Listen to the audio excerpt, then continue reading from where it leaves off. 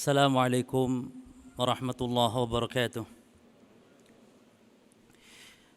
إن الحمد لله نحمده ونستعينه ونستغفره ونعوذ بالله من شرور أنفسنا ومن سيئات أعمالنا من يهده له فلا مضل له ومن يضلل فلا هادي له وأشهد أن لا إله إلا الله وحده لا شريك له وأشهد أن محمدًا عبده ورسوله صلى الله عليه وعلى آله وأصحابه والتابعين ومن تبعهم بإحسان إلى يوم الدين وسلم تسليمًا كثيرا أما بعد.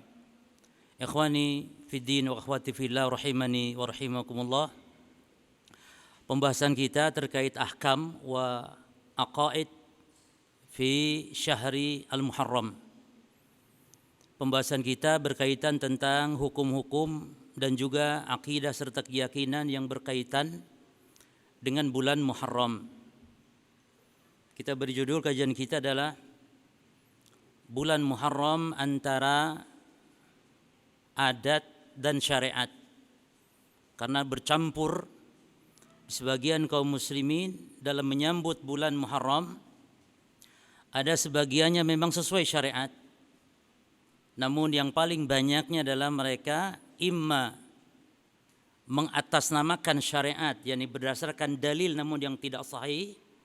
Bahkan beberapanya ada di antara nanti akan kita sebutkan landasan mereka hadis-hadis palsu di antaranya yang dijelaskan oleh para ulama.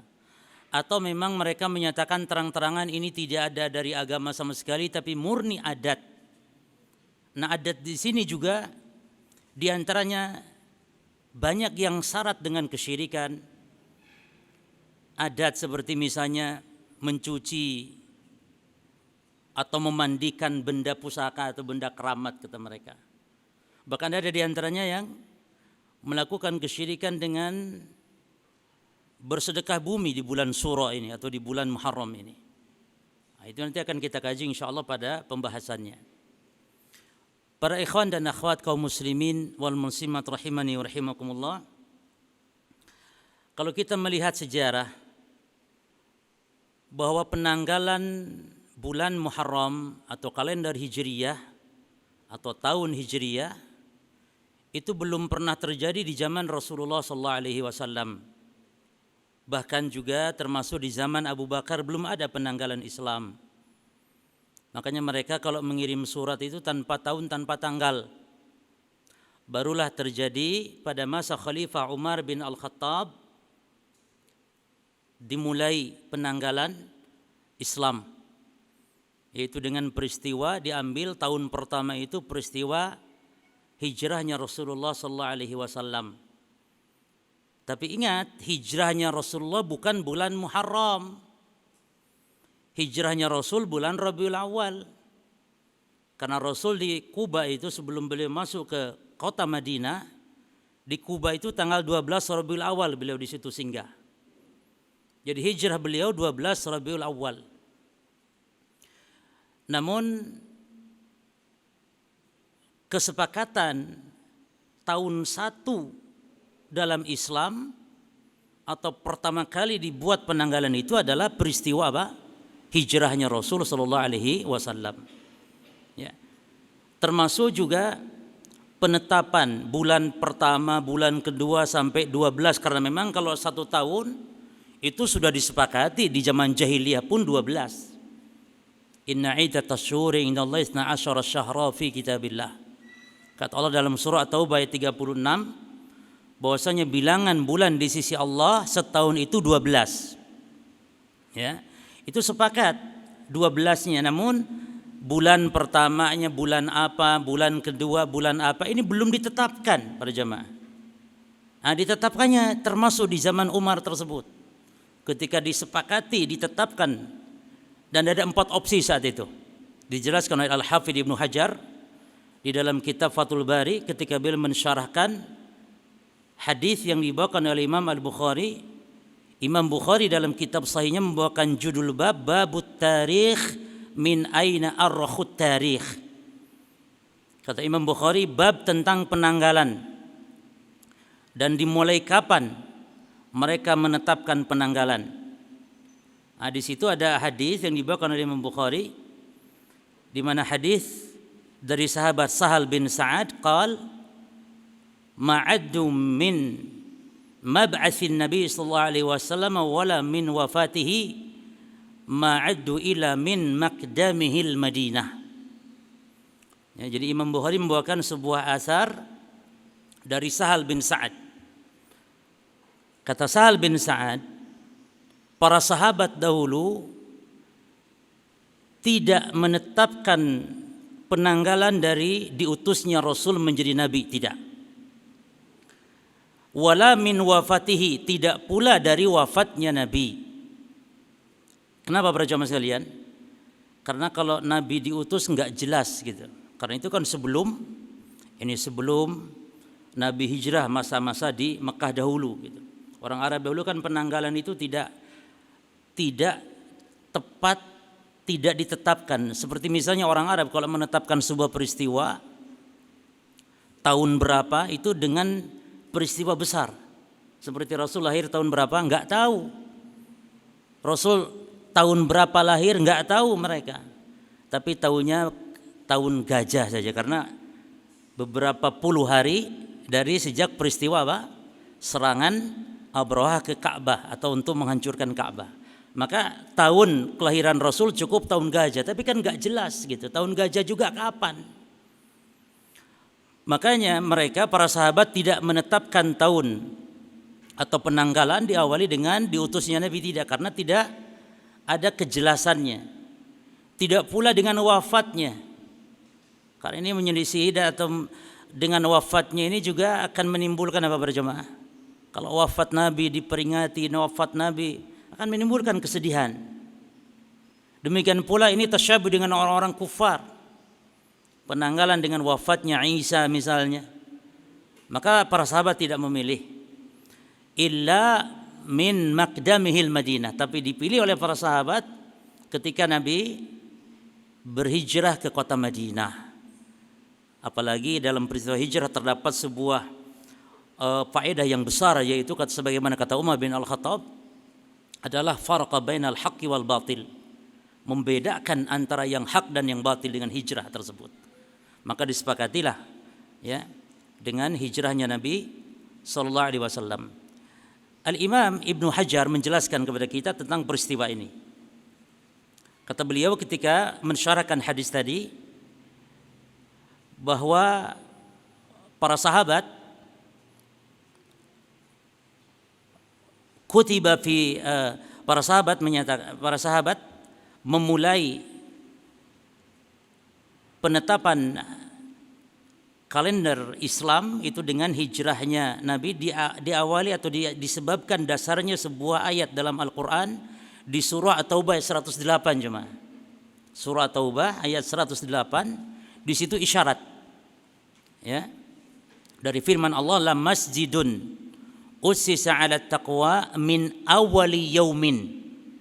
Nah, di situ isyaratnya min awwali yaumin. Sesungguhnya masjid yang dibangun di atas ketakwaan min awwali yaumin, dari awal yaum. Nah, awal yaum, awal al-yam mutlaqan, fata'ayyana annahu udhifa ila syai'in mudmarin wa huwa awwalu zaman alladhi azza fil Islam. Kata para sahabat, ya, kenapa diambil dari ayat ini? Pada tafsirannya disebutkan di hari pertama. Di hari pertama, kata Allah Subhanahu wa taala, sungguhnya masjid yang didirikan di atas takwa. Masjid apa ini? Masjid Quba. Yang pertama dibangun oleh Nabi SAW. Itu sejak hari pertama. Nah, hari pertama ini yang dimaksud wabtada'a bina'al masjid, yakni pertama Nabi membangun masjid, dan itu saat Nabi berhijrah. Ya, fawafaqa ra'yu sahabah ibtida'at tarikh min dzalikal yaum. Karena alasan itulah para sahabat ketika Nabi hijrah pertama kali membangun masjid, lalu sepakat para sahabat untuk menjadikan hari tersebut, yakni hari ketika Nabi hijrah dan pertama membangun masjid, ay dakhala fihi Nabi sallallahu alaihi wasallam wa ashabuhu al-Madinah. Yani yang dimaksud oleh firman Allah, makna firman Allah min awali yaumin, sejak hari pertama, maksudnya kata para sahabat dakhala fihi nabi. Maksudnya Nabi masuk, wa ashabu dan para sahabatnya al-Madinah, kota Madinah.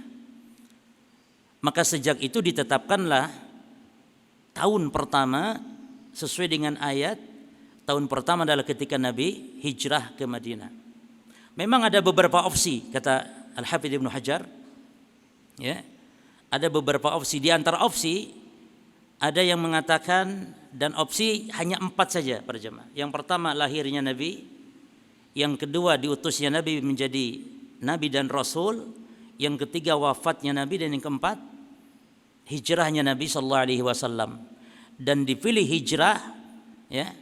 Saat itu usulan banyak dari sahabat, namun saat itu di zaman Umar bin Al-Khattab, Umar memilih opsi untuk menetapkan tahun pertama itu dengan hijrahnya Nabi sallallahu alaihi wasallam. Apa alasannya para jemaah? Ya. Sebab Umar menetapkan tarikh yakni dengan hijrahnya Nabi sallallahu alaihi wasallam, ya. Ini ada alasan. Di antaranya bahwa peristiwa hijrah adalah peristiwa besar yang memisahkan antara yang hak dan yang batil. Peristiwa besar yang memisahkan antara yang hak dan yang batil. Lalu setelah hijrah itu terdapat kekuatan para jemaah. Ya kan, kekuatan itu setelah hijrah Rasulullah sallallahu alaihi wasallam. Maka dengan alasan itulah Umar bin Al-Khattab memilih untuk penetapan awal tahun adalah saat peristiwa hijrah. Namun ingat, kapan peristiwa hijrahnya Rasulullah SAW? Di bulan Rabiul Awal. Ya. Nah sekarang penetapan bulan pertama, kenapa tidak Rabiul Awal saja? Jadi bulan pertama itu kenapa tidak Rabiul Awal dalam peristiwa hijrah? Maka di situ juga para sahabat ada beberapa opsi, ada beberapa pilihan, ada beberapa usulan. Namun mereka akhirnya menetapkan, ya, bulan Muharram ditetapkan bulan pertama. Tahun pertamanya apa? Peristiwa hijrah, bulan pertamanya Muharram. Banyak usulan yang lain, ada yang usul Ramadan, ada yang usul Rajab dan semisal. Namun Utsman bin Affan, Ali bin Abi Thalib, termasuk Umar bin Al-Khattab setuju untuk menetapkan bulan Muharram. Apa alasannya para jemaah? Fa innahu syahrun haram wa huwa awwalu sanah.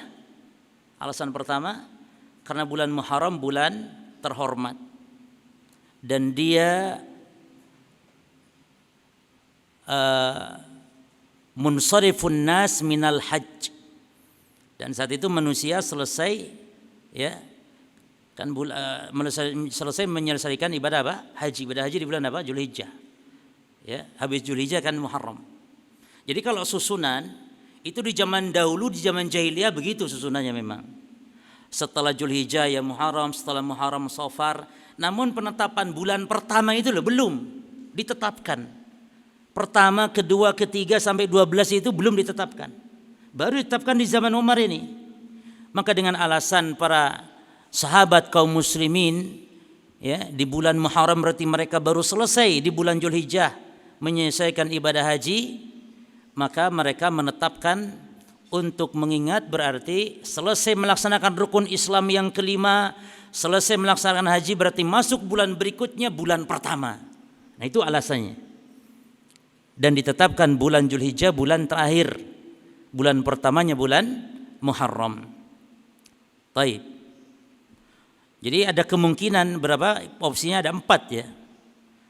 Kenapa tidak dipilih waktu wafatnya Nabi? Karena nanti akan timbul kesedihan. Kenapa tidak diambil waktu lahirnya dan waktu mab'ats diutusnya? Karena itu tidak sepakat. Betul tidak? Kaum muslimin tidak sepakat kapan lahirnya Nabi. Makanya orang yang merayakan Maulid Nabi sebenarnya itu khilaf tanggal berapa Rasul lahir. Adapun tanggal wafatnya 12 Rabiul Awal ini sepakat. Jadi kalau ada orang merayakan Maulid Nabi 12 Rabiul Awal, yang sepakat itu justru itu tanggal wafatnya jemaah. Hari Senin. Ya. Adapun yang sepakat lahirnya Nabi hanya harinya hari Senin, sepakat lahirnya Rasul hari Senin. Tanggalnya khilaf. Bulannya pun khilaf, ada Rabiul Awal, ada bulan Rajab, ada bulan-bulan yang lain. Ya. Maka tidak dipilih oleh para sahabat. Karena tidak sepakatnya. Demikian pula hari wafatnya lima tuqi'a bi dzikrihi minal asaf. Karena kalau dijadikan wafatnya Rasul SAW sebagai tahun pertama, ini akan menimbulkan kesedihan. Maka fanhasara fil hijrah, maka para sahabat menetapkan dengan peristiwa hijrahnya Nabi sallallahu alaihi wasallam. Maka jelas hoaks kalau ada katanya doa awal tahun dari Nabi Muhammad SAW. Karena zaman Rasul belum ada awal tahun berapa gitu kan, Muharram. Di zaman Rasul belum ada penetapan awal tahun satunya kapan, belum ada. Ya. Dan itu nanti akan kita bahas tentang beberapa kesalahan dalam ibadah di bulan Muharram dan beberapa kesalahan ibadah di hari Asyura. Ada dua pembahasan. Beberapa kesalahan di bulan Muharram dan kesalahan-kesalahan di hari Asyura. Nah, taib jamaah sekalian rahimani rahimakumullah, bulan Muharram yang kita sekarang berada di dalamnya memiliki kekhususan dibanding bulan-bulan yang lain secara umum, bahkan dibandingkan bulan-bulan haram lain secara khusus. Jadi kalau bulan haram itu kan ada 4. Dan ini berdasarkan firman Allah secara global disebutkan di surah Taubah ayat 36. Kata Allah, minha arba'atun hurum. Setahun yang 12 itu ada 4 yang haram, 4 yang suci. Yaitu di surah Taubah ayat berapa? 36. Nah, di dalam hadis Bukhari, Nabi menjelaskan, Nabi menetapkan 4 bulan tersebut apa? Kata Nabi SAW, az-zaman qad istadara kahiyatihi yauma khalaqallahu as-samawati wal ard. Sesungguhnya zaman itu beredar sebagaimana bentuknya yang saat Allah ciptakan langit dan bumi. Jadi zaman beredar ya seperti itu saat pertama kali Allah menciptakan langit dan bumi. Yani as-sanatu 12 syahra. Setahun itu ada 12 kata Rasulullah. Minha arba'atun hurum. Dari yang setahun 12 itu ada 4 yang suci. Salah satu mutawaliyat, yang 3-nya berturut-turut. Lalu Nabi menyebutkan Zulqaidah wa Zulhijjah wa Al-Muharram. Yang 3 turut-turut itu Zulqaidah bulan 11, Zulhijjah bulan 12, wal Muharram bulan 1. Tapi Nabi enggak ngomong gitu. Karena penetapan bulan 1, 2, 3 siapa dimulai? Di zaman Umar. Jadi maksudnya Zulqaidah bulan 11 itu kalau sudah di zaman Umar baru tahu.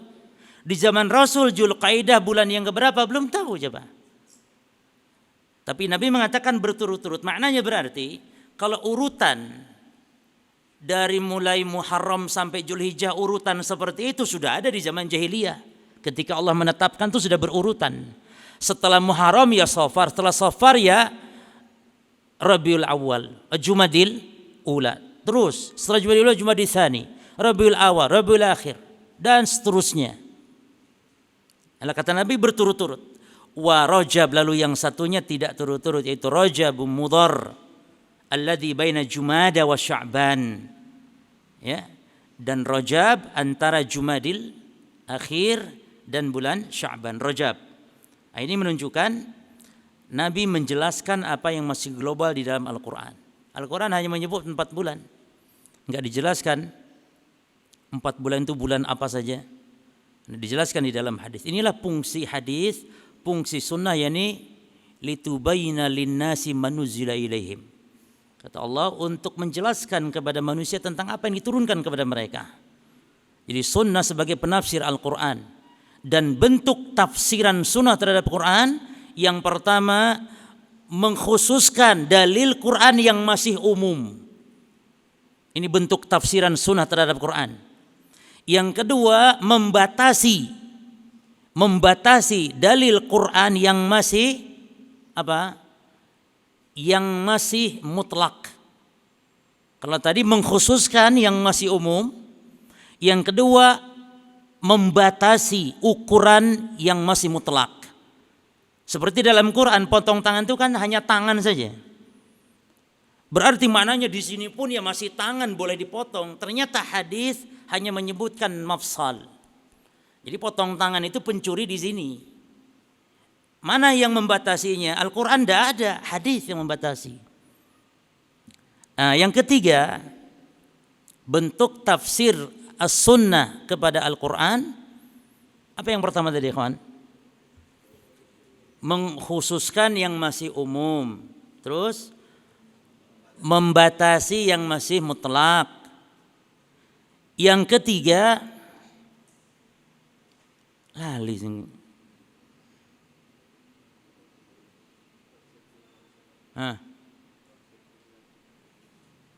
Apa yang ketiga?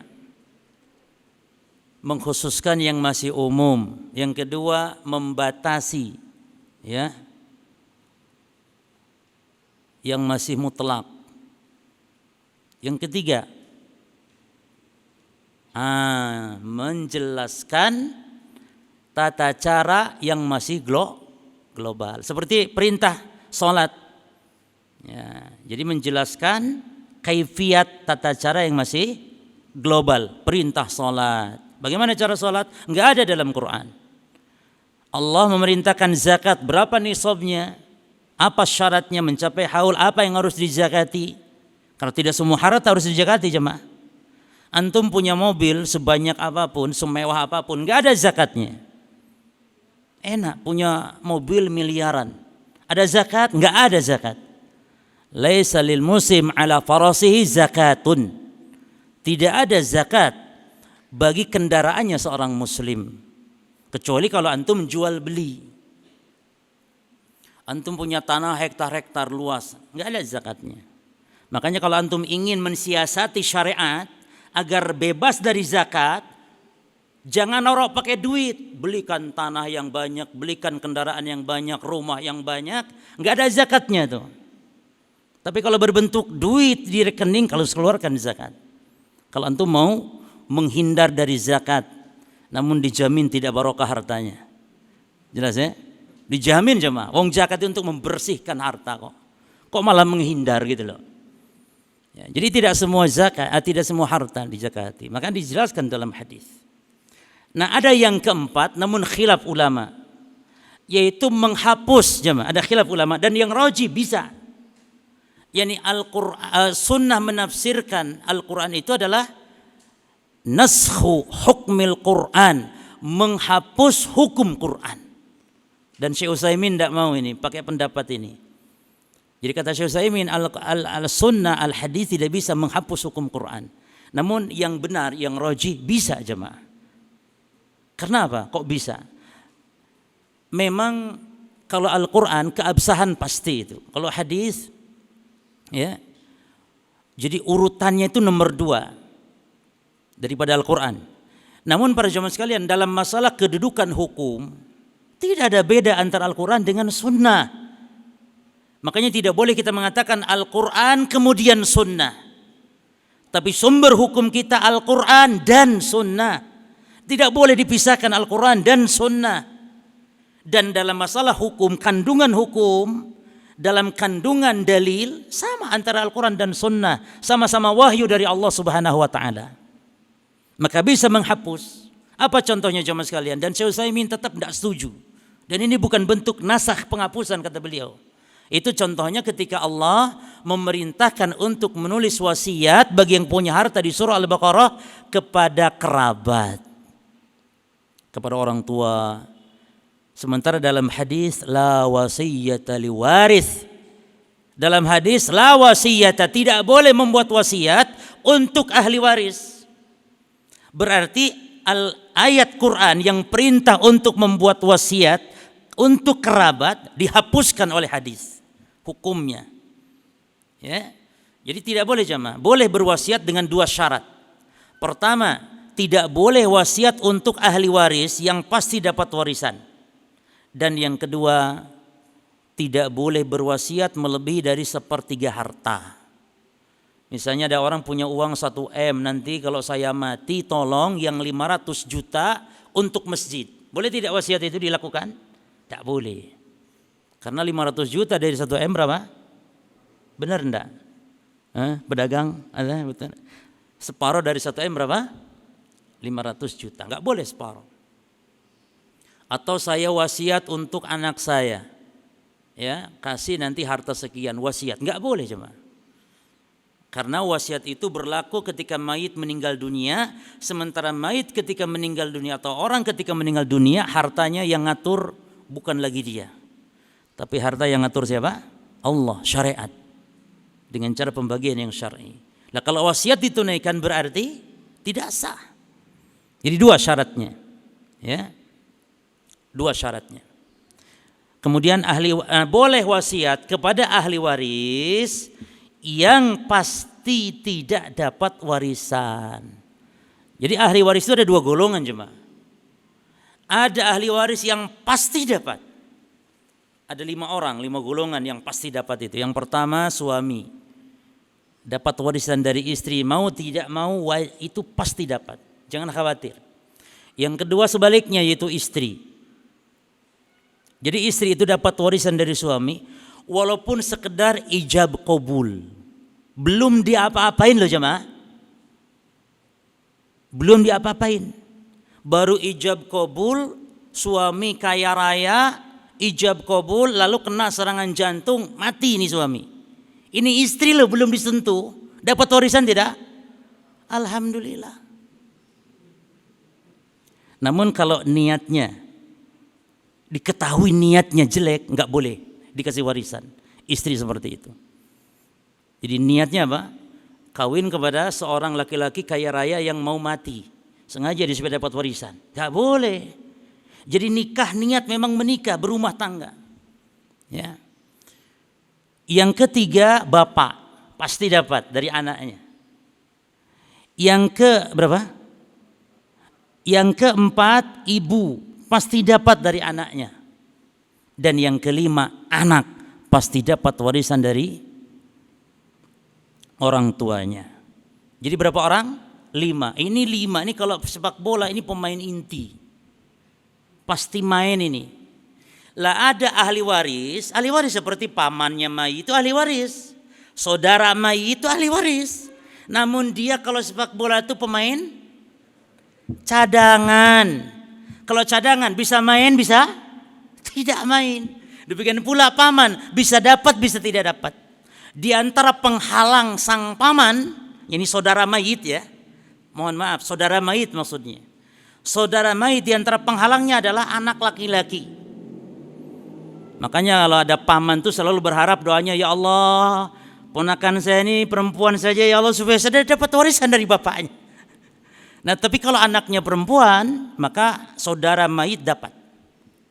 Kalau anaknya perempuan, laki-laki sudah laki-laki itu menghalangi semua sudah. Laki-laki.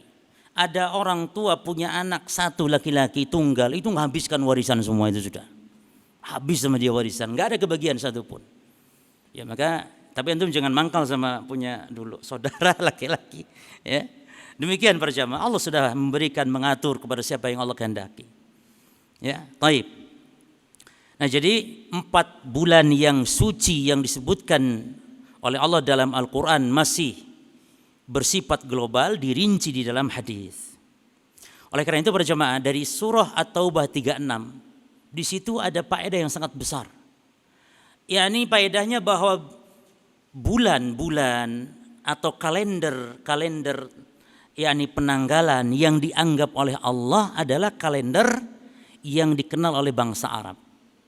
Yakni Muharram, Safar, bukan Januari, Februari, Maret, April, bukan. Tidak haram antum menggunakan kalender kafir. Tapi gunakan pertama kali kalender Islam dulu. Imam Al-Qurtubi sampai mengatakan hadhil ayah, yakni ayat At-Taubah tadi, ayat 36. Allah tegas di situ. Inna iddatas syuhuri indallahi 12 syahra fi kitabillah yauma khalaqas samawati wal ard minha arba'atun hurum. Sesungguhnya bilangan bulan di sisi Allah, yakni bilangan bulan yang Allah anggap, yang Allah sahkan itu adalah setahun 12. Itu sejak Allah ciptakan langit bumi Allah sahkan itu. Lalu diantaranya ada 4 yang suci kata Allah. Nah yang kata Nabi 4 ini apa? Bukan Maret, April, Mei, Juni. 4 ini. Apa kata Nabi? Julqaidah wa Julhijjah wal Muharram wa Rajab Mudhar. Baina Jumada wa Sya'ban. Berarti kalender Islam. Makanya kata beliau, tadulu, yani hadhil ayat tadulu ala annal wajib. Ayat ini menunjukkan bahwasanya wajib bagi kita sebagai muslim ta'liqul ahkam, menggantungkan hukum-hukum minal ibadati wa ghairiha, baik dalam urusan ibadah ataupun yang lainnya. Apa yang lainnya? Muamalah, bisnis dan yang semisal. Innama yakunu bisyuhur was-sinin allati ta'rifuha al-arab. Yaitu menggantungkan hukum baik ibadah atau yang lainnya itu dalam masalah penetapan penanggalan dengan bulan dan tahun yang dikenal bangsa Arab. Yang dikenal bangsa Arab. Duna syuhur lati ta'tabiruha al-ajam wal-rum wal-qibt. Bukan kalender bulan tahun yang dikenal oleh orang-orang barat sana, atau oleh orang-orang Romawi, atau oleh orang-orang Koptik, jadi orang-orang Mesir kuno dahulu. Bukan. Termasuk penanggalan Jawa. Ya. Tidak, dari kita muslim menggunakan kalender Islam. Mau antum puasa bulan apa? Agustus? Ramadan, syahrul Ramadan alladzi unzila fil Qur'an. Bukan syahrul Agustus alladzi unzila fihil Qur'an. Syahrul Juni, lah. Syahrul Ramadan, puasa. Ngitung zakat juga demikian jemaah. Antum ngitung zakat haulnya bukan menurut kalender Masehi. Hati-hati, nggak boleh. Ya, tidak sah zakat antum ngitung haul dengan kalender Masehi, kalender Islam. Puasa tanggal 13, 14, 15 juga kalender Islam. Ya. Taib. Nah, jadi bulan Muharram adalah bulan yang paling agung di antara bulan-bulan haram. Apa alasannya para jemaah? Jadi bulan Muharram bulan yang paling agung di antara bulan haram. Ya, memang ada khilaf para ulama, dan sebagian mengatakan ya yang agung tentu Julhijjah. Ya, ada khilaf memang. Namun sebagian ulama diantaranya Al-Imam Al-Hasan Basri rahimahullah mengatakan, dari mana sisi kekhususan, keistimewaan, keagungan bulan Muharram dibandingkan bulan haram yang lain, apalagi yang bukan bulan haram tentunya. Kata beliau, innallaha iftataha as-sanah bisyahri haram. Sesungguhnya Allah membuka tahun, ya, awal tahun dengan bulan apa? Dengan bulan haram, yaitu bulan Muharram. Wa khatamaha bisyahri haramin. Demikian pula Allah menutup akhir tahun dengan bulan haram pula. Bulan apa? Julhijjah. Bulan Julhijjah. Falaysa syahrun fis sana ba'da syahri Ramadan. Perhatikan, kata beliau, dan tidak ada bulan dalam satu tahun setelah bulan Ramadan a'zamu indallah, lebih agung di sisi Allah, minal Muharram, dibandingkan bulan Muharram. Perkataan siapa ini? Al-Imam Al-Hasan Basri rahimahullahu ta'ala. Yakni ada khilaf ulama memang, namun sebagian ulama mengatakan demikian. Ini bulan Muharram bulan yang agung di antara bulan-bulan haram. Di antara sebab yang kedua atau dalil yang kedua, kenapa bulan Muharram lebih afdal, lebih agung, lebih mulia dibanding bulan haram yang lain? Karena Nabi menamainya dengan bulan Allah. Disandarkanlah kepada Allah seperti Baitullah. Ini untuk menunjukkan kemuliaan. Jadi idofah, penyandaran kepada Allah itu pada jemaah ada dua macam. Antum catat ini. Penyandaran sesuatu kepada Allah ada dua macam. Satu, penyandaran makhluk kepada sang penciptanya, seperti hamba Allah, ya, seperti bumi Allah. Ini penyandaran sesuatu kepada Allah, menunjukkan apa ikhwan? Menunjukkan makhluk kepada penciptanya. Yani bumi ini ciptaan Allah. Namun di situ ada fungsi yang lain. Itu ada yang untuk memuliakan. Penyandaran penciptaan kepada Allah, ya. Yang kedua, fungsinya untuk memuliakan, di antaranya Baitullah. Di antaranya lagi onta Allah. Ada enggak ontanya Allah? Naqatullah. Ontanya Nabi siapa? Ontanya Nabi Saleh. Nah, nama onta tadi atau hewan tadi disandarkan kepada Allah ini untuk pemuliaan. Onta itu onta khusus, istimewa. Demikian pula hamba Allah, kalau hamba itu seorang nabi, seorang rasul. Beda dengan kita-kita ya. Kalau kita hamba Allah, semua hamba Allah. Orang kafir pun hamba Allah. Ini untuk menunjukkan makhluk kepada penciptanya. Tapi kalau hamba Allah di situ Muhammad, hamba Allah itu para anbiya, maka untuk apa itu? Tasyrif, untuk memuliakan. Jelas zaman di sini? Nah, yang kedua, penyandaran sesuatu kepada Allah adalah untuk menunjukkan sifat Allah. Seperti tangan disandarkan kepada Allah, menunjukkan sifat. Wajah disandarkan dengan Allah, wajah Allah, wa yabqa wajhu rabbik. Ini untuk menunjukkan apa jemaah? As-sifah lil mausuf. Sifat Allah. Allah memiliki tangan. Allah disifati dengan wajah. Ya. Taib. Nah, seperti bulan Muharram. Nabi mengatakan afdhalus salati ba'dal fardhu salat al-lail. Wa afdhalus siyami ba'da syahri Ramadan siyamu syahrillah. Dan seabdul-abdul salat setelah salat fardu adalah salat malam. Dan seabdul-abdul puasa para jemaah. Seabdul-abdul puasa setelah puasa Ramadan adalah syahrullah, adalah puasa di bulan Allah. Nabi menyebut al-Muharram. Tidak ada bulan yang disandarkan kepada Allah hatta Ramadan. Ya. Hatta Ramadan. Adapun hadis itu hadis yang tidak sahih. Ada dalam hadis katanya Ramadan syahrul ummati. Ya. Wa Sya'ban syahri wa Ramadan syahrul ummati. Ini tidak benar hadis itu. Enggak ada penyandaran bulan hanya kepada Allah. Ini bulan Muharram ini yang sahih. Ya. Dalil yang ke Taib, Al-Imam Ibn Rajab berjamaah dalam kitab Lataiful Ma'arif, beliau mengatakan waqad saman Nabi sallallahu alaihi wasallam al-Muharram syahrallah. Dan Nabi telah menamakan Muharram dengan bulan Allah, wa idhafatuhu ila Allah, dan penyandarannya kepada Allah ini tadulu ala syarafihi wa fadlihi, menunjukkan kepada kemuliaan. Makanya tadi kita sebutkan idhafah sesuatu kepada Allah ini ada dua makna ya. Satu, menunjukkan penciptaan kepada sang penciptanya, yang kedua menunjukkan sifat kepada yang disifati. Nah, penciptaan ini ada dua fungsi, untuk sekedar menunjukkan penciptaan, yang kedua untuk menunjukkan apa? Kemuliaan. Seperti syahrullah, baitullah, naqatullah. Ya. Baik. Kemudian di bulan Muharram alasannya apa? Ada hari Asyura. Nah, ini sebab kemuliaannya. Ya, karena Asyura hari yang memiliki banyak keistimewaan.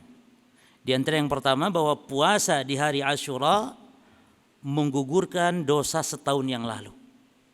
Taib jemaah, mana yang afdal, puasa Asyura atau puasa Arafah? Ayo jemaah.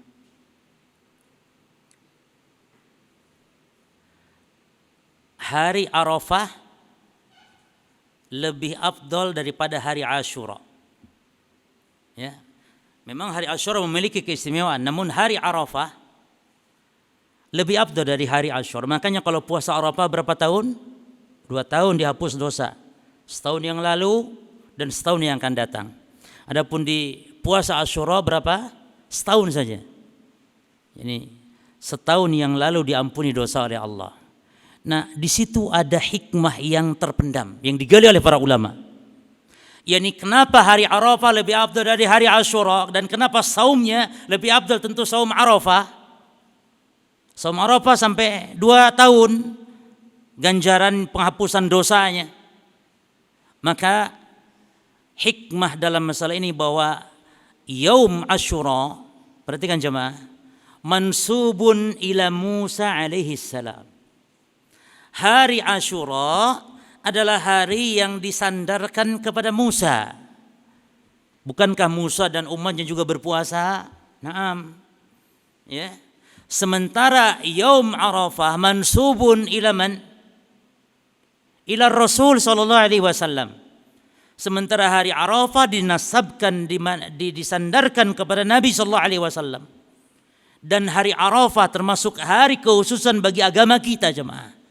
Kenapa? Ya. Buktinya di hari Arafah itu hari saat itu disempurnakan agama kita. Betul tidak? Sampai-sampai Umar bin Khattab itu ketika ditanya orang Yahudi bahwasanya di hari Arafah turun firman Allah, al-yawma akmaltu lakum dinakum wa atmamtu alaikum ni'mati wa raditu lakumul islama dinan. Kata orang Yahudi, kalau itu ayat turun kepada kami Yahudi, pas turun ayat itu kami jadikan di hari besar, kata mereka. Karena ayat ini agung sekali, disempurnakan agama bagi kita umat Islam. Lalu kata Umar, aku tahu itu turun di Arafah hari Jumat. Jadi peristiwa Arafah berkaitan dengan disempurnakannya agama para jamaah. Adapun hari Asyura, kenapa Nabi Musa berpuasa? Karena diselamatkan dari kejaran Fir'aun. Maka nikmat agama lebih besar daripada nikmat sekedar selamatnya jiwa. Nikmat agama lebih besar, disempurnakannya agama, nikmat lebih besar daripada sekedar diselamatkannya jiwa. Dan Musa kenapa puasa di hari Asyura? Karena diselamatkan oleh Allah dari kejaran Fir'aun. Di situ hikmah yang terpendam berjamaah. Makanya hari Asyura, hari Arafah lebih afdal dari hari Asyura. Puasa Arafah lebih afdal dari puasa Asyura. Tapi bukan berarti meremehkan, tidak. Hari Asyura hari yang agung, hari yang mulia. Ya.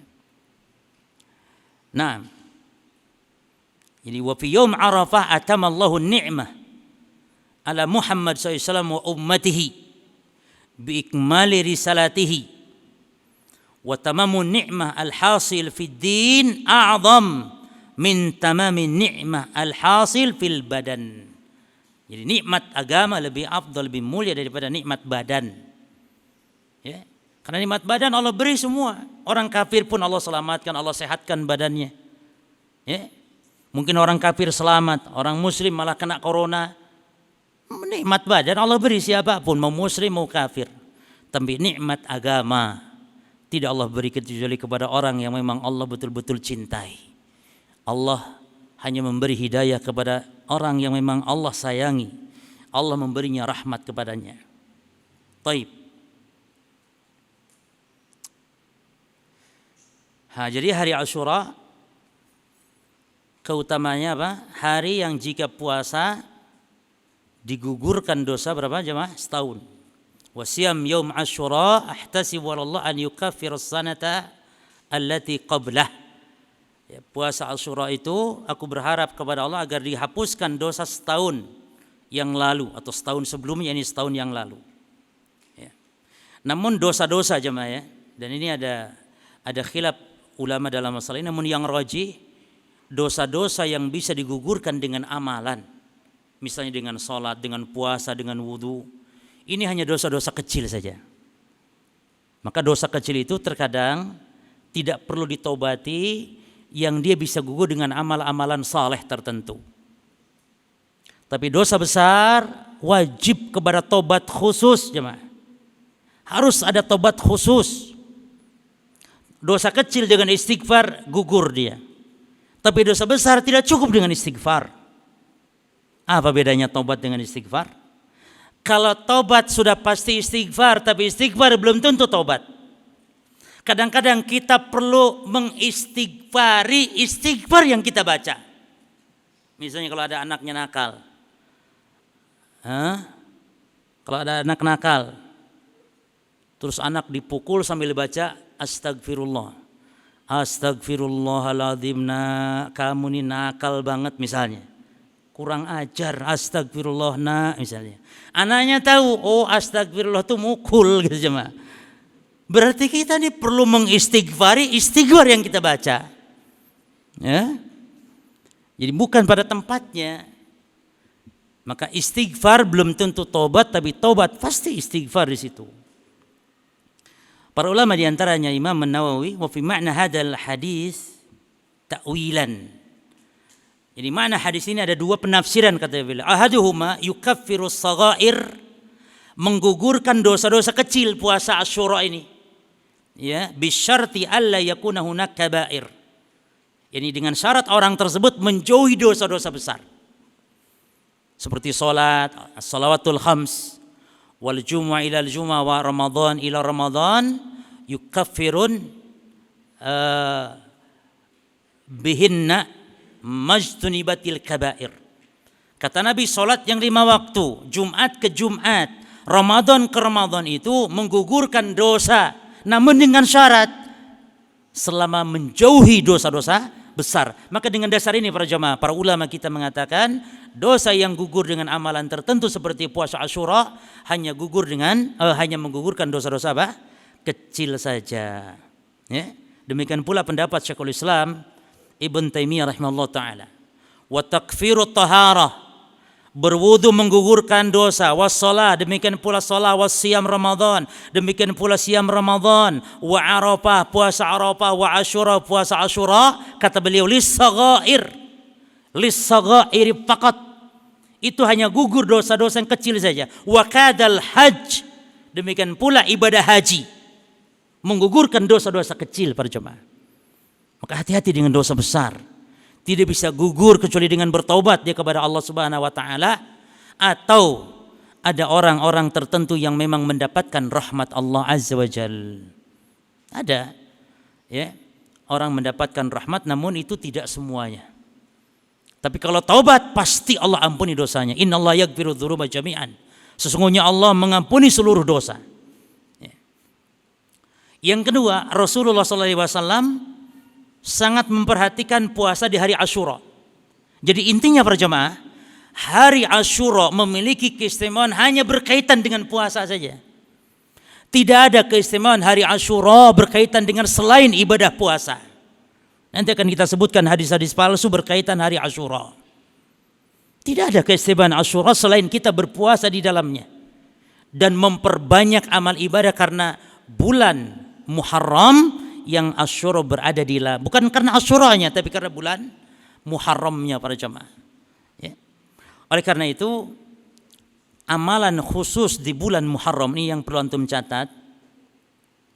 Amalan khusus di bulan Muharram yang pertama memperbanyak ibadah puasa sebagaimana tadi dalilnya. Wa afdhalus siyami ba'da Ramadan syahrullahil Muharram. Seabdul berpuasa setelah Ramadan adalah banyak melakukan ibadah puasa di bulan Allah. Nah, kata para ulama, para jamaah, yang dimaksud puasa di sini puasa yakni memperbanyak, bukan puasa seluruhnya, bukan, tapi memperbanyak saja. Ya, karena Nabi tidak pernah puasa full 1 bulan, ya, penuh kecuali di bulan Ramadan. Syekh Muhammad bin Shalih Al-Munajjid mengatakan istihbabu siyam fil Muharram mahmulun alal ikthar. Maksud anjuran puasa di bulan Muharram itu dibawa kepada pemahaman memperbanyak puasa. La saumahu kullah, bukan berarti puasa semuanya bulan atau puasa 1 bulan full, bukan. Karena telah jelas datang hadis dari Nabi sallallahu alaihi wasallam, Nabi tidak berpuasa syahron kamilan qat ghaira Ramadan. Nabi tidak pernah puasa full sebulan kecuali Ramadan. Dan Nabi tidak pernah berpuasa memperbanyak puasa kecuali di bulan Sya'ban. Dalam hadis kan gitu. Taib, seolah bertentangan nih para jemaah. Katanya Nabi banyak, sebagaimana hadis Anas bin Malik, Nabi banyak sekali berpuasa sunnah di bulan Sya'ban. Tapi dalam hadis ini Nabi mengatakan apa? Dan ini juga hadis qauliyah. Ya, adapun Nabi banyak berpuasa di bulan Sya'ban itu namanya hadis fi'liyah. Yani Anas yang menceritakan kalau Nabi banyak puasa. Lalu Anas tanya sebabnya kenapa? Lalu Nabi mengatakan karena bulan Sya'ban tu'radu fihi al-amal ila rabbil alamin. Dilaporkan amal kepada Rabbul alamin. Intinya berarti Nabi banyak puasa di bulan Sya'ban. Tapi di hadis ini Nabi banyak memerintah untuk banyak di bulan Al-Muharram untuk banyak berpuasa. Seolah-olah kontradiksi. Bagaimana jawabannya jemaah? Saya ulangi ya kontradiksinya, atau seolah ada iskal. Nabi banyak saum di bulan Sya'ban. Betul tidak? Dan Nabi tidak pernah puasa full sebulan kecuali Ramadan. Nah, di bulan Al-Muharram pun Nabi memerintahkan untuk puasa, karena puasa yang paling afdal setelah Ramadan adalah puasa di bulan apa? Di bulan Al-Muharram. Sementara tidak dinukil riwayat kok Nabi tidak banyak puasa di bulan Muharram. Hanya dari lisan beliau saja perintah banyak berpuasa. Bagaimana jawabannya atas iskal ini para jamaah? Maka kata para ulama la'allahu. Perhatikan di sini ada dua kemungkinan. Ya. La'allahu lam ya'lam padlal Muharram illa fi akhiril hayah. Bisa jadi memang Rasulullah SAW tidak mengetahui atau belum mengetahui keutamaan puasa bulan Muharram kecuali di akhir hayatnya. Sementara hadis yang tersampaikan banyak saum di bulan Sya'ban, kecuali di akhir hayatnya baru tahu tentang keutamaan di bulan Muharram. Ya. Atau bisa jadi yang kedua, la'allahu kana ya'ridu fihi a'dzarun tamna'u min iksari saum fihi. Atau bisa jadi Nabi tidak disebutkan banyak puasa di bulan Muharram ini. Tidak seperti di bulan Sya'ban disebutkan Nabi banyak puasa. Bisa jadi memang beliau punya uzur. Punya uzur yang tidak memungkinkan beliau puasa di bulan Muharram. Seperti apa? Kasafarin. Seperti safar wa maradin. Atau seperti sakit wa ghairi, atau yang lain dari uzur-uzur beliau. Demikian para jamaah sekalian. Ya. Namun ingat, hadis qauliyah ini kuat. Hatta walaupun Nabi tidak pernah melakukan pun, ketika Nabi memerintahkan tetap dia menjadi sunnah yang ma'thurah, sunnah yang harus kita lakukan. Seperti puasa Tasu'a. Nabi belum pernah puasa Tasu'a karena keburu meninggal dunia, tapi ini sudah perintah dari beliau untuk menyelisih Yahudi. Maka nanti puasa Asyura kita dianjurkan, disunnahkan puasa di tanggal 9-nya. 9 Muharram, puasa Tasu'a dengan Asyura. Dan nanti akan kita sebutkan tentang hukum puasa Asyura ini ada 3 tingkatan ya. Ada puasa 3 hari, puasa 2 hari, atau puasa sehari saja Asyura saja. Yang jelek itu tidak puasa atau justru puasa tanggal 9 saja. Ini buruk sekali wong. Tidak ada anjuran puasa tanggal 9 kecuali jika puasa tanggal 10-nya sebagai bentuk penyelisihan kepada Yahudi. Lah nek 9 toh puasa apa jenenge? Tidak ada puasa Asyura tanggal 9 saja. Jadi Asyura itu boleh tanggal 10 saja, atau meningkat 9-10, atau 9-10 plus 11 ya. Baik. Apalagi tanggal 9 saja misalnya. Niatnya puasa Asyura, tambah nemen sesatnya. Sing 9 aja yang Nabi pernah perintahkan kalau cuma 9. Tidak benar, karena 9 itu dikaitkan dengan 10. Supaya jangan 10 saja, karena kalau 10 saja menyerupai tasyabuh Yahudi. Sampai gitu jemaah.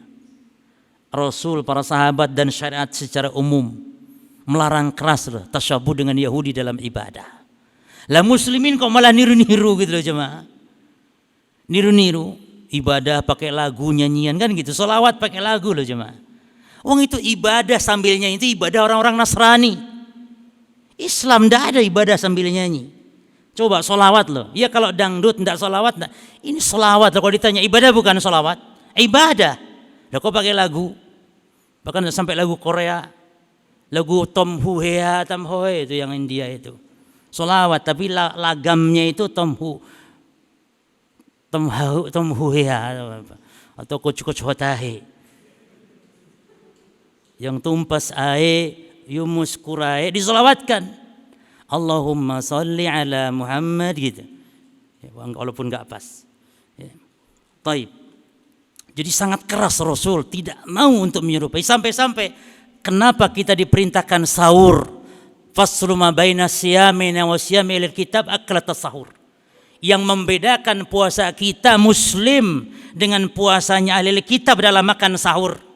Maka nanti antum sunnah tuh mau puasa Asyura sahur malamnya. Hidupkan untuk menyelisihi orang-orang ahli kitab. Sahur dan barokah. Tasaharu fa inna fi sahur barakah. Sahurlah karena dengan sahur ada keberkahan jemaah. Apa berkahnya? Ittiba kepada sunnah Rasul sallallahu alaihi wasallam. Itu berkah yang cukup dengan berkah itu. Sunnah Rasul sallallahu alaihi wasallam. Apa berkah yang kedua? Menyelisih Yahudi, Nasrani. Berkah yang ketiga, punya kekuatan kita. Apalagi yang sahurnya 1 piring, nambah 2 piring sahurnya, masya Allah. Jam duhur itu masih kuat itu. Masih ingat nih nasi padang di sini kalau sahurnya. Tapi sahurnya jam itu mau azan. Bukan sahur jam 1 malam, habis ya mah. Jam 7 wis pengen sarapan. Sahur jam 1, jam 2 ini tidak sesuai sunnah. 50 ayat loh. Pendek sekali jarak antara sholat subuh Rasul dengan sahurnya beliau sallallahu alaihi wasallam. Yang kedua jemaah, amalan di bulan Muharram memperbanyak amal saleh secara umum ya, entah itu sedekah, sholat sunnah secara umum. Karena bulan haram, bulan dilipat gandakannya pahala. Ini antum lihat di dalam tafsir Ibnu Katsir ketika menafsirkan surat At-Taubah 36. Ya. Enggak masalah loh jemaah, antum walaupun tidak bisa baca kitab bahasa Arab, enggak masalah punya terjemahan tafsir, bukan terjemahan Quran, tafsir Ibnu Katsir dibaca. Lumayan bisa membantu. Ya, kita tahu tafsir Al-Quran. Nah, di situ disebutkan dari tafsiran Ibnu Abbas ketika Allah mengatakan la tadlimu anfusakum fi kullihinna. Ini Allah mengatakan jangan berbuat dolim fihinna di bulan-bulan tersebut. Maksudnya ya di semua bulan sepanjang tahun jangan berbuat dosa. Summa ikhtasam min dzalika arba'ata ashhur, lalu dikhususkan larangan keras berbuat dolim di 4 bulan. Maka kata beliau, Allah haramkan 4 bulan wa 'azama hurumatihin. Allah agungkan kemuliaannya wa ja'ala dzanba fihinna a'zam. Dosa dilipat gandakan di 4 bulan tersebut. Wal 'amala salih bil ajri a'zam, dan amalan soleh pun dilipat gandakan oleh Allah. Jadi beda jemaah. Namun dosa pun hati-hati. Makanya yang ketiga, amalan spesial di bulan Muharram adalah apa? Hindari dosa sekecil apapun. Karena dosa kecil di bulan Muharram menjadi besar di sisi Allah. Dosa ada yang dilipat gandakan loh jemaah. Apabila dosa dilakukan di waktu yang mulia, di waktu yang agung, dosa di bulan Muharram lebih besar dibandingkan di bulan-bulan yang lainnya. Maka ini amalan yang ketiga. Ya. Taib. Amalan yang keempat adalah tentang dihususkan puasa Asyura. Tadi kan memperbanyak saum. Secara umum jamaah, Senin, Kemisnya, puasa Daudnya. Orang kalau sudah puasa Daud tidak perlu puasa Asyura.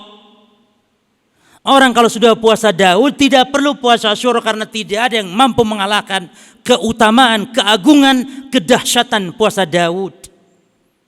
Ada orang bingung, Ustaz, saya puasa Daud gimana nanti Asyura atau tanggal 13, 14, 15. Loh, kok bisa begitu?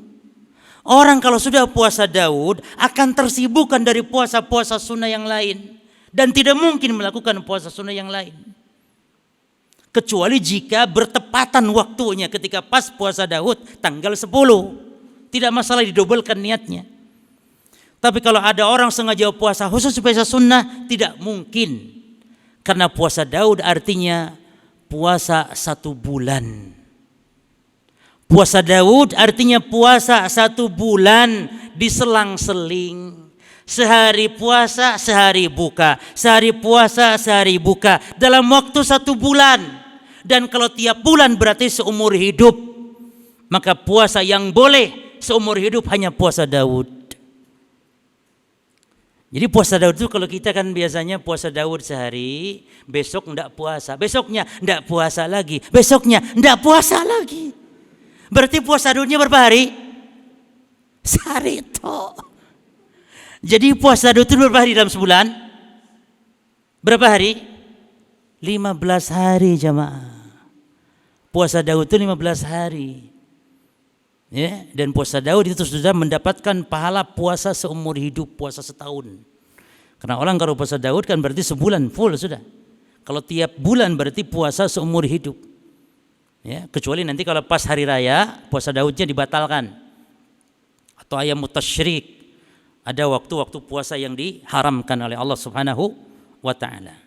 Baik, jamaah sekalian, pembahasan spesifik tentang puasa Asyura. Ini perlu kita kaji. Jam 11 ya. Spesifik pembahasan tentang puasa Asyura dulu. Puasa Asyura adalah puasa yang dilakukan pada hari ke-10 pada jemaah bulan Muharram. Yang kedua, puasa Asyura adalah puasa yang diwajibkan dulu sebelum Ramadan.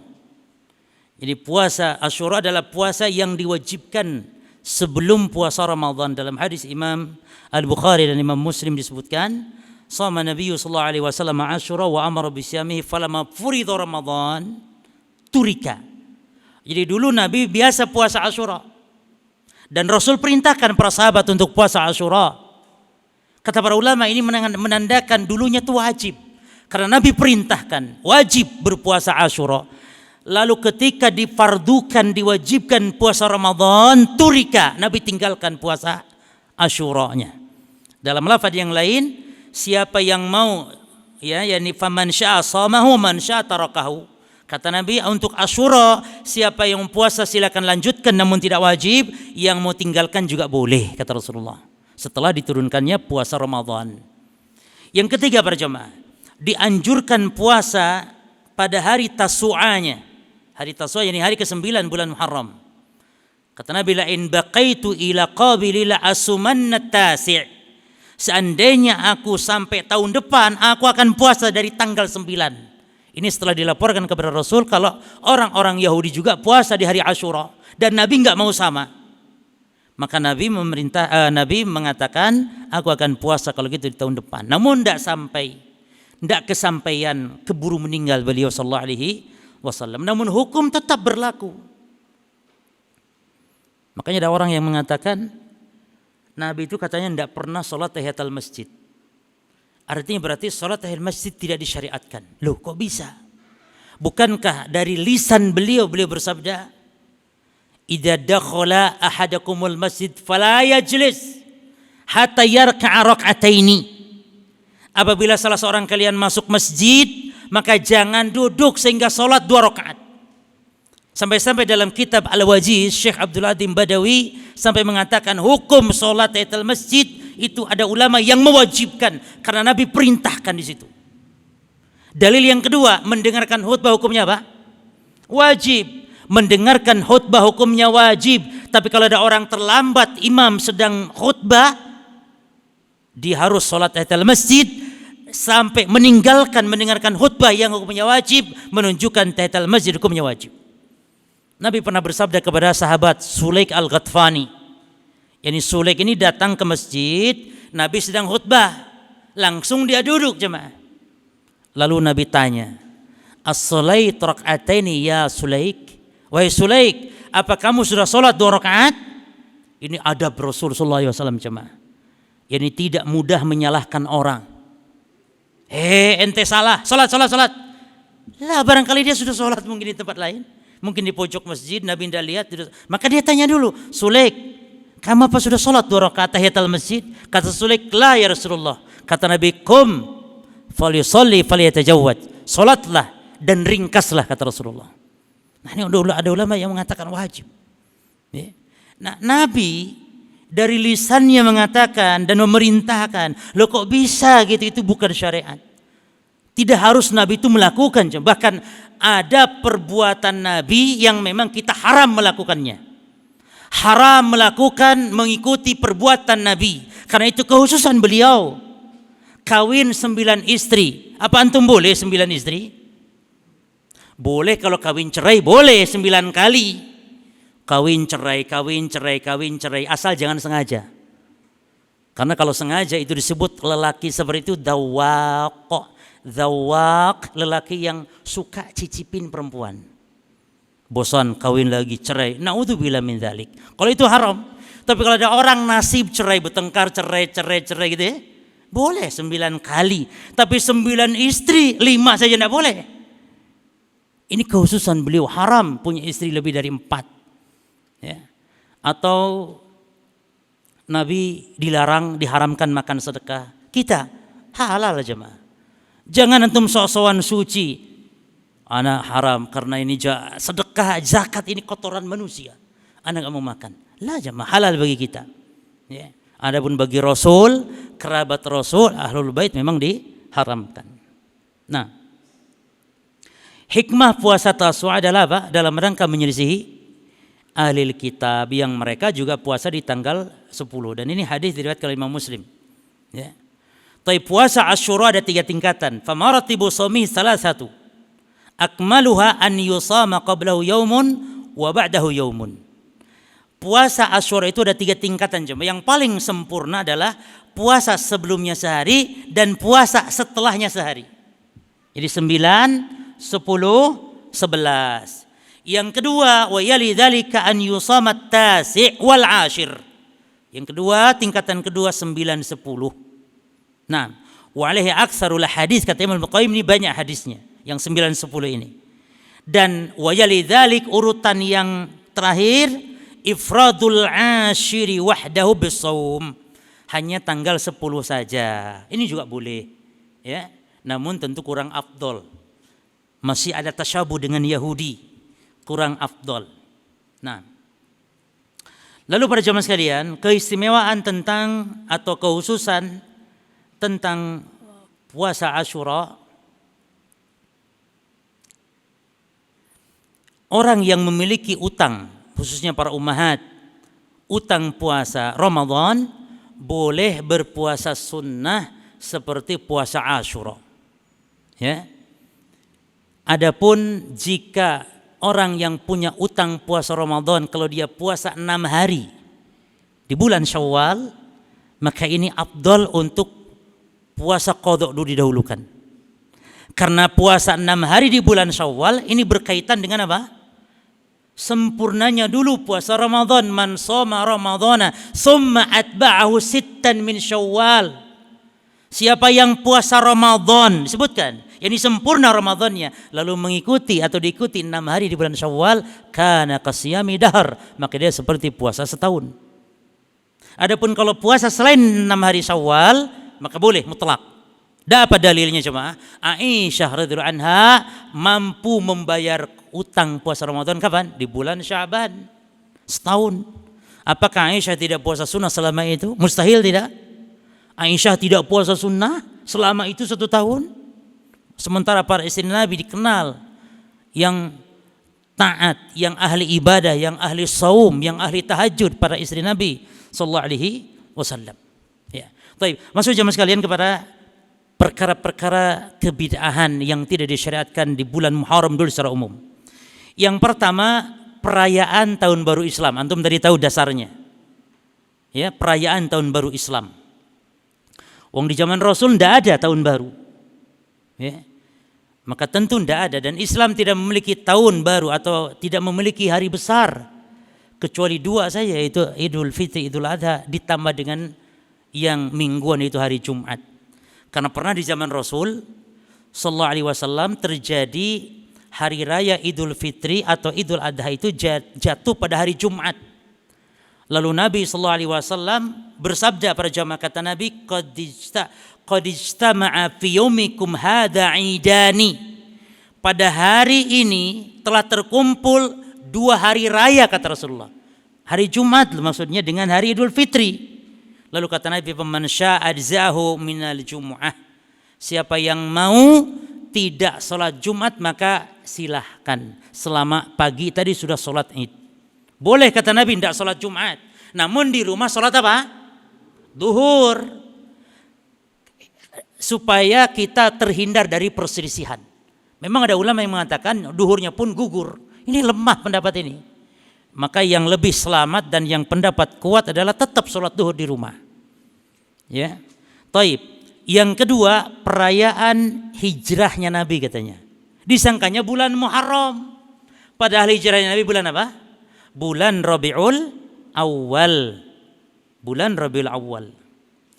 Yang ketiga, mengkhususkan puasa awal tahun jemaah. Antum catat dulu nama-nama kitab yang berisikan tentang hadis-hadis palsu. Yang pertama, nama kitabnya Al-Maudu'at karya Imam Ibnul Jauzi. Kitab apa namanya? Al-Maudu'at. Jadi kalau antum ingin cari hadis-hadis palsu di kitab Al-Maudu'at, itu ada semua pembahasan tentang sholat, tentang puasa, tentang haji, tentang kurban. Dan Imam Ibnu Jauzi sudah menyusun sesuai bab fikih. Hadis palsu tentang wudhu ada, palsu tentang sholat ada, sholat macam-macam, rogoib, sholat alfiyah, sudah. Alhamdulillah antum tinggal baca dan sudah ada PDF-nya. Ya. Nah di dalam hadis palsu yang kedua, kitab kumpulan hadis-hadis palsu yang kedua, kitab Al-Ala'il Masnu'ah, Al-Ala'i Al-Masnu'ah, karya Imam Jalaluddin As-Suyuti, Imam Suyuti. Taib ya. Yang masyhur lagi yang ketiga, ikhwan, kitab yang masyhur Tanzihus Syari'ah, Tanzih Asy-Syari'ah, Tanzih Asy-Syari'ah, Ibnul Araq, karya Imam Ibnul Araq. Tanzih Asy-Syari'ah 2 jilid, Al-Mawdu'at 3 jilid, ya, Al-Ala'il Masnu'ah 3 jilid. Ada lagi kitab cukup 1 jilid, kumpulan hadis palsu cuma disingkat saja, enggak ada rawi-rawinya. Adapun di Imam Ibnu Jauzi tadi ada rawinya. Ada kitab namanya karangan Imam Syaukani, nama kitabnya Al-Fawaid Al-Majmu'ah. Al-Fawaid Al-Majmu'ah karya Imam Asy-Syaukani. Anak kira dari 4 kitab ini sudah mencukupi untuk mewakili hadis palsu apapun ada di situ. Kalau di hadis palsu itu enggak ada, berarti ini memang bukan hadis. Yang palsu aja enggak ada. Mau dicari di mana lagi? Primbon Jawa tambah ndak ono. Onto Kusumo tambah ndak ono. Taib. Nah, hadis palsu diantaranya yang menjadi dasar mereka melakukan puasa awal tahun apa? Man soma akhira yaumin min Dzulhijjah.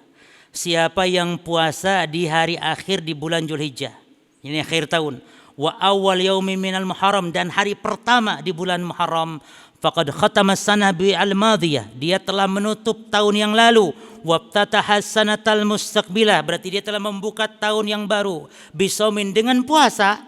Maka apa ganjarannya?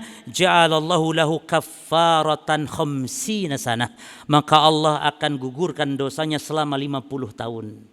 Ciri hadis palsu jemaah, amalan enteng, pahalanya Masya Allah.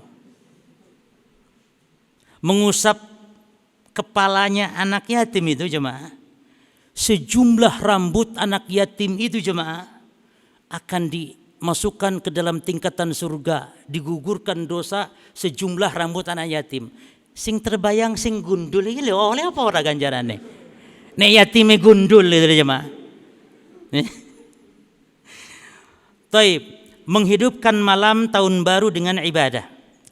Yang kedua, Syekh Abu Syammah madhab Syafi'i, beliau ulama besar kalangan madhab Syafi'i, punya kitab tentang bid'ah. Masya Allah, ini bagus ini, karena beliau madhab Syafi'i, ulama besar madhab Syafi'i. Kitabnya namanya Al-Ba'is ala Inkari Al-Bid'ah wal Hawadis. Al-Ba'is, anjuran untuk mengingkari bid'ah dan perkara baru dalam agama. 1 jilid kecil saja. Itu waktu debat Ustaz Zainal Abidin sama Idrus Ramli di Hang Batam, di Batam, bukan di Hang, di Batam dulu. Dibacakan hadis di sini. Dibacakan hadis palsu di sini, dan dibacakan perayaan untuk mengingkari tahlilan. Di kitab ini ada. Lalu apa jawabannya Idrus Ramli? Iya memang itu begitu, tapi ini sudah kebiasaan masyarakat, repot kalau ditinggalkan kayak gitu, kata Pak Kiai. Nah, kitab ini yang dibacakan oleh Ustaz Zainal, Al-Ba'is. Ini Al-Ba'is itu adalah anjuran, dorongan ala inkaril bid'ah wal hawadis. Syekh Abu Syammah ini mengatakan walam ya'ti syai' fi awali lailatil Muharram. Tidak ada keutamaan awal Muharram. Wa qad fatashtu fi ma nukila minal asarin sahihah wa dha'ifah. Aku telah meneliti, kata beliau, apa yang dinukilkan dari asar. Asar itu hadis-hadis, baik itu yang sahih ataupun yang dhaif. Wa fil hadisil maudhu', juga dalam hadis-hadis palsu tak cari-cari. Falam ara ahadan dzakara fiha syai'an, dan aku tidak menemukan seorang pun meriwayatkan tentang keutamaan menghidupkan yakni awal tahun baru Muharram. Tidak ada. Wa inni la takhawwafu wal iyadu billah min muftarin yakhtaliku fi haditsan. Dan aku khawatir, naudzubillah min dzalik, kata beliau, ini orang-orang pendusta yang membuat-buat hadis. Kalaupun ada hadis, khawatir ini orang-orang pendusta membuat-buat hadis. Jemaah sekalian, pilih.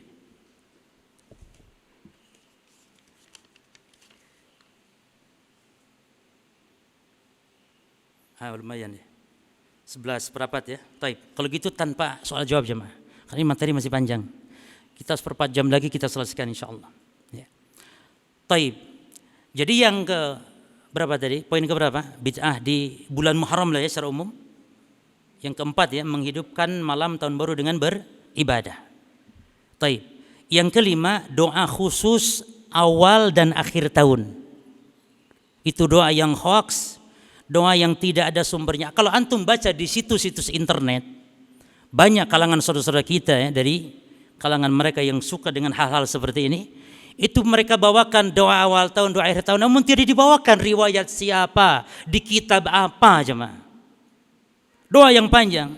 Bismillahirrahmanirrahim. Wassallallahu ala sayyidina Muhammadin wa ala alihi wa sahbihi wasallam. Allahumma ma alimtu min amalin fi sanatil madiyah wa lam tardahu wa nasituhu wa lam tansahu wa, dan seterusnya jemaah. Biasa kalau doa yang bid'ah begitu ribet, pusing. Antum coba doa antara tarawih itu. Antara tarawih dan witir itu ada doa. Kamilin itu yang pakai kamilin. Kitab hadis satu pun, hatta hadis palsu enggak ada. Sebagaimana kata Abu Syamah tadi. Hatta hadis palsu, kumpulan hadis palsu, itu doa itu tidak ada jemaah. Kalau ada kan lumayan, walaupun palsu. Ini hadis palsu saja tidak ada. Lalu kok bisa dibacakan dan dipatenkan, dilaminating, ditaruh di pinggir masjid sini? Dilaminating, baca, yang baca muadzinnya atau baca bilalnya. Naudzubillah min dzalik. Doa akhir tahun, termasuk doa awal tahun. Ya. Maka kata para ulama di antaranya Syekh Bakar Abu Zaid, la yathbut fi syar'i syai'un min dzikrin aw du'ain li awalil 'am. Tidak ada dalil sahih di dalam syariat sesuatu pun baik itu zikir atau doa untuk awal tahun. Ya, wa huwa awal yaumin aw lailatin min syahri Muharram, yaitu malam atau hari pertama di bulan Muharram. Wa qad ahdatsan nasu fihi min ad-du'ai wadz-dzikri wal dzikrayat, dan manusia telah mengada-ada dalam masalah itu, kata beliau Syekh Bakar Abu Zaid, berupa doa, zikir atau dzikrayat. Dzikrayat yakni peringatan. Wa tabadulit tahani wa sawmi akhir yaumin minas sanah, atau saling menukar ucapan selamat. Ini ucapan selamat tahun baru, dibalas ya selamat juga, gitu kan, dibalas baik lewat WA atau lewat, dan yang semisal, atau puasa di akhir tahun, ila ghairi dzalika mimma la dalila alaihi, dan seterusnya dari hal yang enggak ada dalilnya sama sekali. Ini ibadah jemaah, ibadah. Maka ibadah labud, wajib untuk berpedoman kepada dalil. Nah sekarang bid'ah hari Asyuranya. Yang pertama, menghidupkan malam Asyura. Min bid'i dzikri wa du'a fihi ihya'u lailatihi bi dzikri wa ta'abbud wa takhsis du'ain bismi du'ai Asyura. Jadi antara bid'ah zikir dan doa adalah menghidupkan malam dengan zikir dan ibadah, mengkhususkan doa di malam Asyura yang disebut dengan doa Asyura.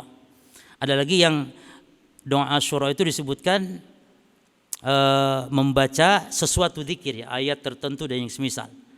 Maka ini tidak ada dasar. Yang kedua, salat Asyura jemaah. Man shalla yaum Asyura ma baina dhuhri wal asr. Barang siapa yang salat Asyura antara duhur dan asar, 4 rakaatin, 4 rakaat, yaqra fi kulli rakaatin, baca tiap rakaatnya Al-Qur'an Al-Fatihah 1 kali, ayat kursi 10 kali, dan qul huwallahu ahad 11 kali, dan muawwidzatain 5 marat 5 kali. Apabila salam istighfar 70 kali, a'tahu Allahu fil firdaus, maka Allah memberikan nanti di surga Firdaus kubah putih yang di dalamnya ada baitun min zamrudah adra, ada rumah dibangunkan oleh Allah di Firdaus dari jamrud berwarna hijau yang seterusnya pokoknya palsu jemaah. Ya. Nah, ini hadis-hadis di mana tadi kitab-kitab yang antum catat. Belilah kitab-kitab tersebut atau di ini antum bisa menilai ini, bisa meneliti atau bisa melihat minimal ini hadisnya. Oh, ada hadisnya namun ternyata palsu tentang masalah ini. Kemudian doa hari Asyura ya, tadi malamnya, harinya. Kalau harinya biasanya membaca hasbiyallah wa ni'mal wakil berapa kali jemaah? 70 kali. Membaca hasbiyallah wa ni'mal wakil itu nanti disebutkan katanya kafahullahu syarra dzalikal yaum. Di hari itu Allah selamatkan dari bencana. Hasbiyallah ni'mal wakil 70 kali. Ustaz, wong itu zikir lo hasbiyallah wa ni'mal wakil. Apa enggak oleh? Itu kan hasbalah namanya. Zikir yang bernama hasbalah. Hasbiyallah wa ni'mal wakil. Apa enggak boleh? Tidak boleh dan haram hukumnya. Kenapa haramnya? Satu, menetapkan waktu yang tidak ditetapkan oleh syariat. Yang kedua, menetapkan bilangan yang tidak ditetapkan oleh syariat. Sementara waktu, bilangan, kaifiat, sebab, jenis, ini harus kepada dalil yang sahih. Maka setiap ibadah yang penetapan waktunya, jenisnya, bilangannya tidak ada dasarnya, maka masuk kepada bid'ah. Walaupun hasbi Allahnya adalah bagus. Bagus itu kalau tidak bid'ah di dalamnya. Kalau bid'ah menjadi haram. Kullu bid'atin dhalalah. Setiap bid'ah adalah kesesatan berjamaah. Ini sesat membaca 70 kali di hari Asyura dengan keyakinan tersebut. Lalu yang keempat jemaah, memperingati bid'atul huzni wal ma'atim. Bid'ah memperingati kesedihan dengan kematian Husain. Memang Husain bin Ali bin Abi Thalib dibunuh oleh tentara Ubaidullah bin Ziyad di padang Karbala. Dan Husain tanya waktu itu, ayu makan hada, ini tempat apa namanya? Kata sahabat-sahabatnya, ini adalah Karbala. Kata Husain, Karbala, karbun wabala. Karbun artinya kesedihan, kesusahan, bala artinya bencana, dan ternyata sial. Jadi tempat itu justru membawa sial. Karena namanya sudah jelek jemaah. Nabi Muhammad itu suka mengganti nama-nama yang jelek karena akan membawa sial nama itu. Gak boleh nama seorang muslim jelek. Nama angin ribut,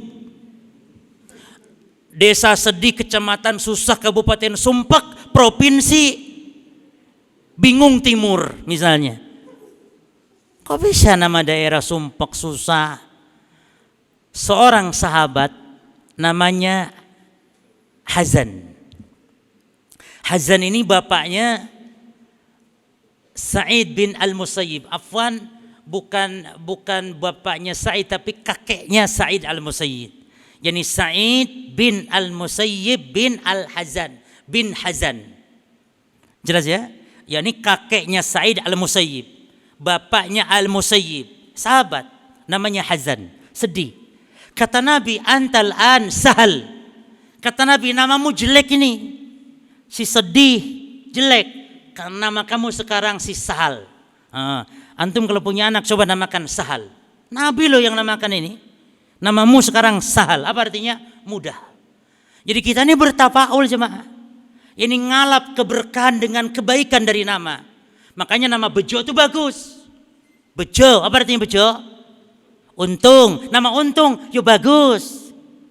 Apalagi? Selamat, bagus. Loh serius ya Mak? Boleh. Nama dengan bahasa kaum boleh asal bagus maknanya. Tentu tapi Abdul nama-nama syar'i. Tapi bahasa kaum boleh, tidak tercela. Selama namanya bagus. Wisnu, nama berhala. Indra, Dewa Indra. Baratayuda. Gatut Koco. Ini nama-nama yang tidak boleh jemaah. Wisnu. Ada yang Wisnu di sini? Ada banyak. Wisnu itu bahasa Jadi ganti dengan nama-nama. Kata Nabi antal ansahal. Apa kata Hazan? Ya Rasulullah, saya tidak mau mengganti nama samanihi abi. Saya enggak mau ganti nama yang sudah diberi nama oleh bapak saya ya Rasul. Enggak mau, enggak taat sama Rasul. Apa kata Said Al-Musayyib? Sejak itu keluarga kami senantiasa hazunah. Keluarga kami senantiasa sedih bawaannya. Karena apa? Bawa sial, nama tadi jelek. Karbala, karbun wabala. Ada suku namanya Usayyah. Itu Nabi katakan Usayyah asahullah. Usayyah ini yang durhaka maksiat kepada Allah. Ada suku namanya Gifar, kata Nabi ghafarallahu lahum. Ada suku namanya Gifar, artinya ampunan. Kata Nabi, Allah ampuni suku Gifar karena namanya baik jemaah. Di kampung saya itu ada jalan, ada daerah desa namanya Jahim. Neraka Jahim loh jemaah. Ini kalau saya yang jadi lurahnya tak ganti itu. Tak ganti Jannah. Jahim. Makanya nama nar, neraka. Nar. Tapi ono narti, mbak nar. Panggilannya nar. Tidak masalah narti. Ini nar. Neraka. Jadi jangan nama-nama yang mengandung makna kurang baik. Karena di balik nama ada doa, ada harapan. Saleh, agar anak kita saleh. Ya. Nah, Karbala karbun wabala. Di hari Jumat jemaah, tanggal 10 bulan Muharram di tahun 61 Hijriah dibunuhlah Al-Husain bin Ali bin Abi Thalib, cucu tercinta Rasulullah sallallahu alaihi wasallam. Orang-orang Syiah melakukan perayaan, yakni meratapi kematian Al-Husain, ya, meratapi kematian Al-Husain. Di balik itu ada lagi perayaan orang-orang yang membenci Ahlul Bait, ya, yang membenci Husain. Makanya kaum muslimin dalam mensingkapi kematian Husain ada 3 golongan. Yang pertama memandang Husain memang layak dibunuh. Husain layak dibunuh karena pemberontak dia. Pemerintah yang sah itu Yazid bin Muawiyah. Namun ternyata kisahnya tidak demikian jemaah. Betul Husain di awal memang niat untuk dia dibayat oleh penduduk Irak, yang akhirnya penduduk Irak mengkhianatinya sampai akhirnya dibunuhnya. Para sahabat pun melarang kepada Husain, jangan kau pergi, karena kalau kau pergi hanya untuk menyerahkan nyawamu kepada penduduk Irak. Ibnu Abbas, Ibnu Umar sampai memeluk, mencium Husain agar tidak berangkat ke Irak. 500 surat cuma datang dari Irak kepada Husain, datanglah kemari, kami akan membayatmu. Kami tidak ridho Yazid, bahkan kami tidak ridho Muawiyah sebagai khalifah. Ta'al, mari kepada kami, datang untuk kami bayat. Husain berangkat. Ternyata jemaah di tengah jalan Muslim bin Aqil utusan Husain sudah dibunuhnya terlebih dahulu. Maka Husain diperintahkan kembali. Namun apa yang terjadi? Husain di situ berencana untuk kembali. Nah, disitulah Husain bukan pemberontak. Karena Husain berencana kembali. Tidak jadi. Menyesal dia. Pulang. Apa itu pemberontak? Bukan. Dia kembali. Namun tentara Ubaidullah bin Ziyad ada seorang namanya, ya, yang sangat durhaka sekali. Dia tetap untuk membunuh Husain. Sehingga terjadilah syahid di Karbala tersebut. Nah, golongan yang kedua, ini golongan Syiah yang mengatakan Husain adalah seorang imam yang wajib ditaati dan merupakan imam yang ma'sum, maka kematiannya diratapi. Adapun ahli sunnah mengatakan apa? Ahli sunnah mengatakan Husain adalah seorang yang mati terdolimi dalam keadaan syahid. Dia bukan pemberontak karena dia sudah menyesali. Maka yang benar, yang adil adalah ahli sunnah dalam masalah ini. Jadi Husain kutila madluman walam yakun mutawalliyan lil amr, dan dia bukan pemberontak para jemaah. Oleh karena itu ada 2 bid'ah ketika hari Asyura. Bid'ah pertama meratapi kematian Husain, bid'ah kedua gembira dia. Gembira dijadikan Asyura hari besar, hari raya. Sampai-sampai hadis-hadis palsu mereka jadikan dasar. Man wasa alihi atau man wasa ahlahu, siapa yang melapangkan ala ahli keluarganya yaum Asyura pada hari Asyura, wasa Allahu alaihi sa'iru sanatihi, maka Allah lapangkan dia seluruh 1 tahun itu hartanya, rizkinya. Jadi siapa yang memberi nafkah, berinfak di hari Asyura kepada istri, Maka setahun itu Allah lapangkan rezekinya. Jemaah, ini hadis palsu. Dan kita memberi nafkah kepada istri tidak harus hari Asyura. Memberi nafkah istri kapanpun, itu besar pahalanya di sisi Allah Subhanahu wa ta'ala. Tidak harus hari Asyura. Ya. Jadi terakhir, atau mungkin saya kira cukup insya Allah. Namun banyak di sini hadis-hadis palsu berkaitan tentang Asyura, tentang hari Asyura, jemaah, di mana kesimpulannya tidak ada amalan di hari Asyura kecuali satu saja. Dan itu amalan ahli sunnah, yaitu berpuasa. Adapun selain daripada ahli sunnah yang melakukan puasa di antara di kalangan kaum muslimin, baik itu ahli bidah ataupun yang lainnya dari kalangan Syiah dan yang semisal, seperti ritual-ritual adat yang itu bertentangan bahkan syarat dengan kesyirikan, seperti bersedekah bumi, bersedekah laut dengan menyembelih untuk selain Allah, atau memandikan senjata-senjata pusaka keris dan yang semisalnya, atau menganggap ada keberkahan, mengarak kebo selamat misalnya seperti ada yang di Solo tersebut, ini syarat dengan kesyirikan, maka ini wajib dihindari, wajib dijelaskan kepada kaum muslimin, termasuk keyakinan ibadah yang dasarnya adalah hadis-hadis yang saya juga wajib ditinggalkan, seperti sholat khusus, zikir khusus, doa khusus dan yang semisalnya. Semoga Allah Ta'ala memberikan kita pemahaman yang benar kepada agama ini dan istiqamah di atas sunnah Nabi Sallallahu Alaihi Wasallam, dan semoga diberi kekuatan kita untuk banyak beribadah di bulan Muharram, khususnya jangan lupakan puasa Asyura, dan yang afdal puasa dari mulai tanggal 9, tanggal 10 dan tanggal 11-nya. Allahu ta'ala alam. Insyaallah kapan-kapan kita akan kaji, kalau masih ada waktu, tragedi berdarah di padang Karbala. Ini insyaallah kisah yang sangat bagus sekali untuk dikaji, karena banyak yang simpang siur tentang masalah kematian Husain ini. Seperti tadi, manusia terbagi 3 golongan. Maka bagaimana sikap yang benar terhadap kematian Al-Husain bin Ali bin Abi Thalib radhiyallahu anhu. هذا والله تعالى أعلم وصلى الله وسلم على نبينا محمد وآخر دعوانا الحمد لله رب العالمين والسلام عليكم ورحمة الله وبركاته.